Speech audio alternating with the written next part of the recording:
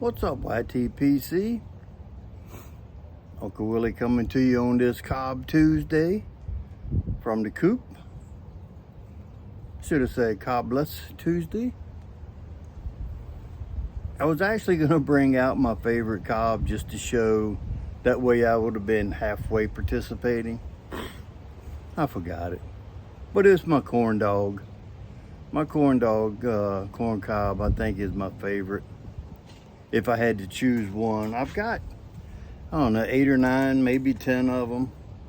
I've got the Let Freedom Ring collector series. They're like unfinished. I think they both got an amber colored clear stem. One's a straight Cobb, one's a bent Cobb. It comes in a little plastic container and it's got like a flag background on it. I got those just for collection. Yeah. So anyway, I'm not participating.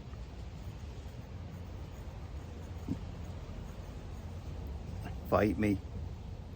I didn't say bite me, I said fight me.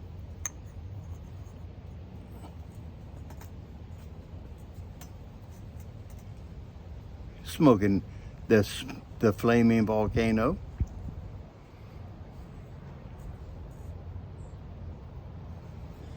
And in it to win it. You know.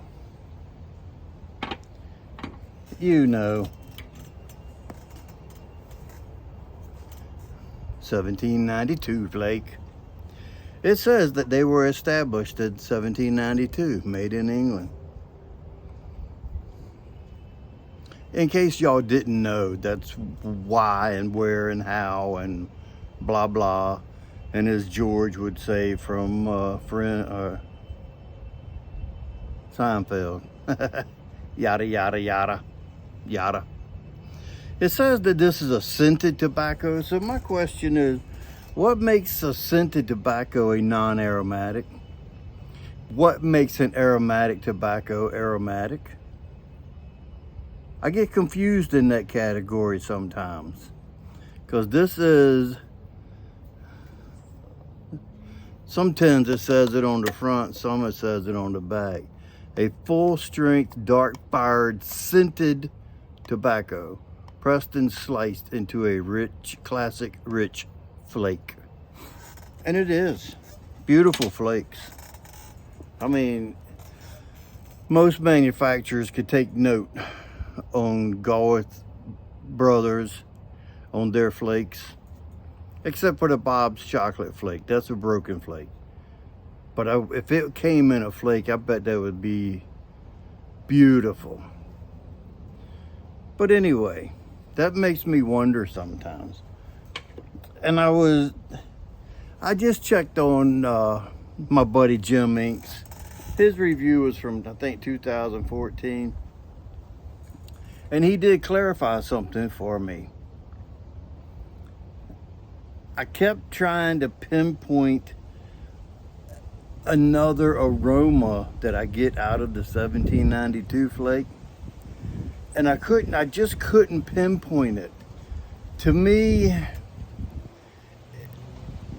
for some reason, and I don't know why or how, but it has like a medicinal aroma. I don't know if you realize what I mean, but it's almost like going in a hospital and you just got that sanitized aroma. It's almost like, you know, medicinal. And I get that. And from the tonka bean, it has to be. That's the only flavoring in it. Some people say there's whiskey, but I have not read anywhere where it says there's whiskey in the 1792 flake. Tonka bean, sure. That's what gives it the scent. But he said that it was a spicy, not floral, but herbal. Bam. Herbal. That's the word I've been looking for to describe 1792 flake.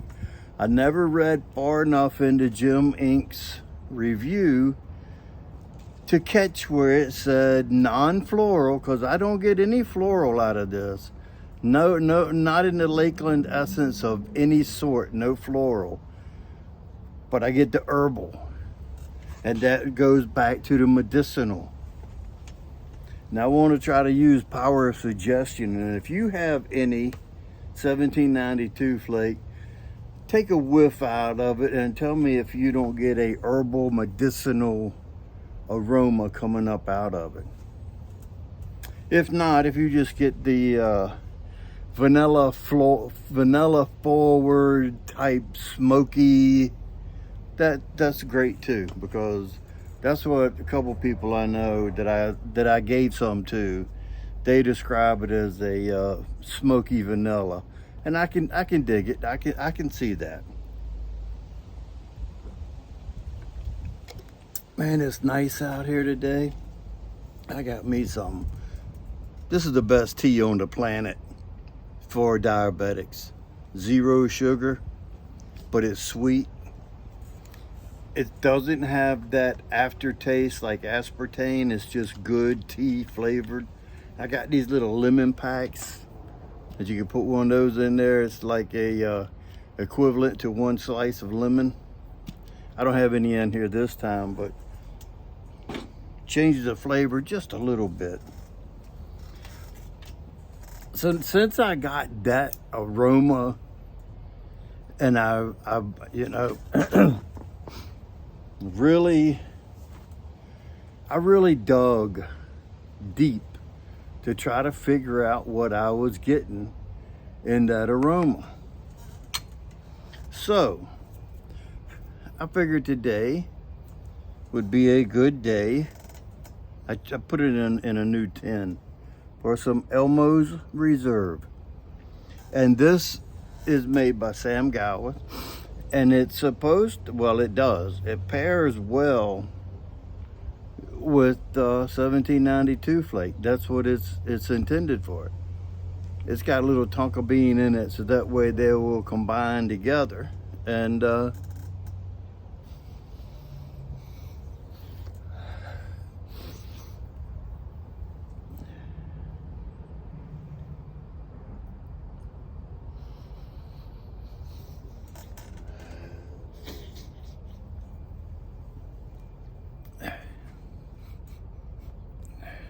very pleasant aroma, reminiscent of the 1792 flake. Let's just sit it down for a minute in case I got to sneeze.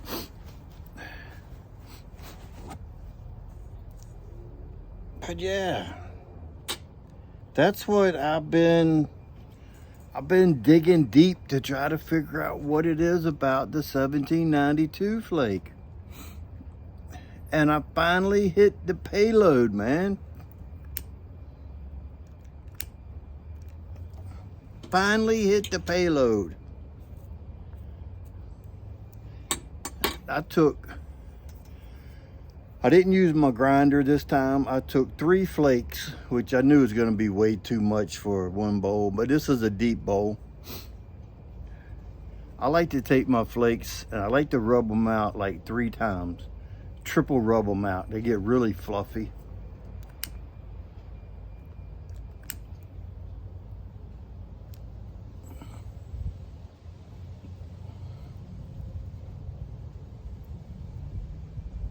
It's a good combination.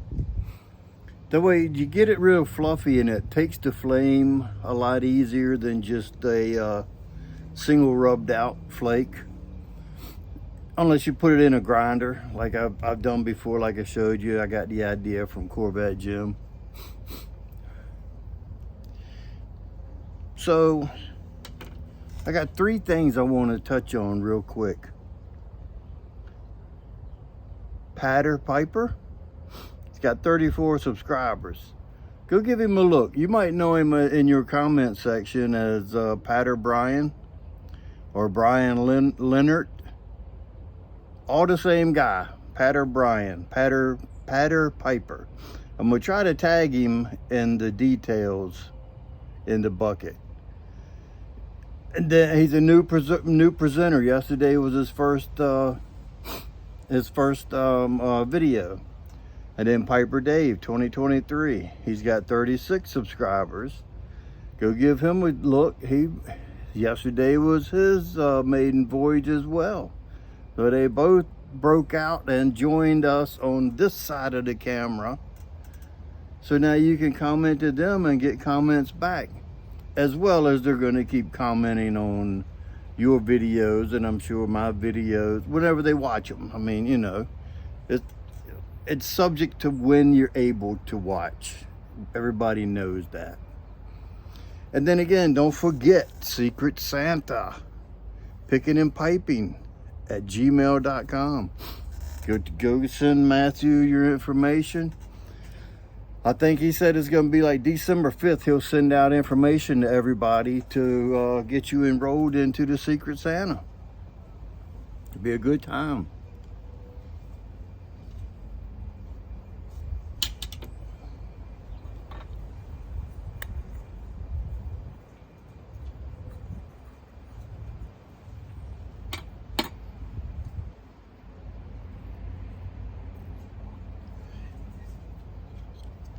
I don't know about you guys, but I buy these little index cards and I make notes for my videos.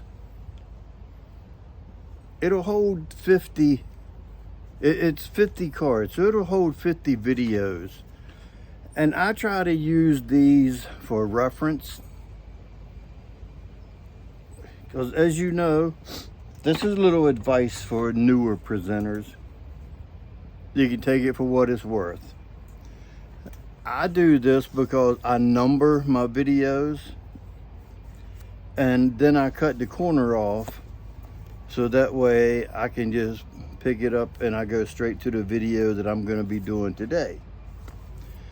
Then when I get finished, I'll go in there and cut the corner off.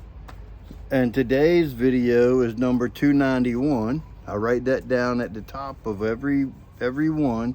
I put YTPC and then the number. And so far, this will go back to 284. I hold on to these for a little while, then I throw them away. But if somebody asks me, like if they go watch a video and they ask me what was I smoking, what pipe did, or what was the pipe I was using, in case they didn't catch it in my housekeeping. Well, when they comment on that video, or if they ask me about one, they can reference it by numbers, 279, 280, you know, and I can go back and find it. Today's video is 291. But I'll keep these and for reference, and plus it's good to have a little cheat sheet down here to look at while you're doing your video. Unless you remember everything that you want to go over. I always forget something if I don't write notes down. Sometimes I don't use any of my notes. I just wander off the beaten path and start talking about something different. Like, let's do another little, just a little.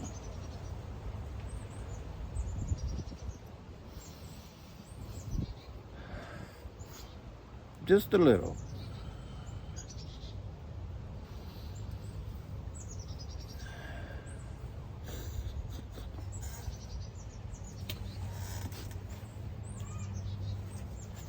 Make sure you got you a snuff rag with you. You don't want to snort it like you see people do in the movies with a big white line of whatever kind of substance they're snorting. You don't want to do that. You just want to breathe in normally, or maybe just a little heavier just to get it up. You just want it to go in your nose You don't want it to go into your nasal passages so it'll drip down and go in your lungs, and you don't want that. My first time trying it, I did it wrong and I was snorting it. I wasn't sniffing it. The difference.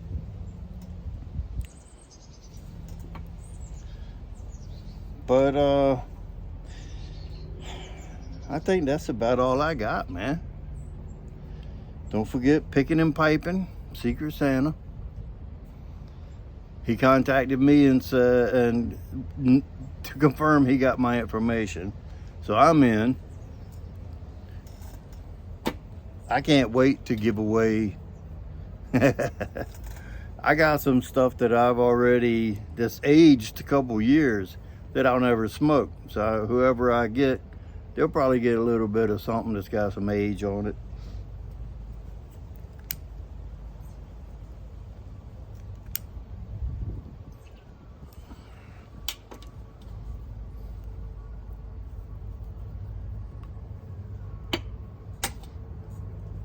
And then it's fun to always get a gift in return, because you sit there anticipating whatever. You're always trying to think, what are they gonna send me? What are they gonna send me?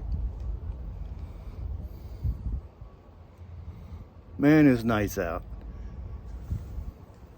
You can see by the trees back there, it's a little breezy, but it's warm. It's very nice.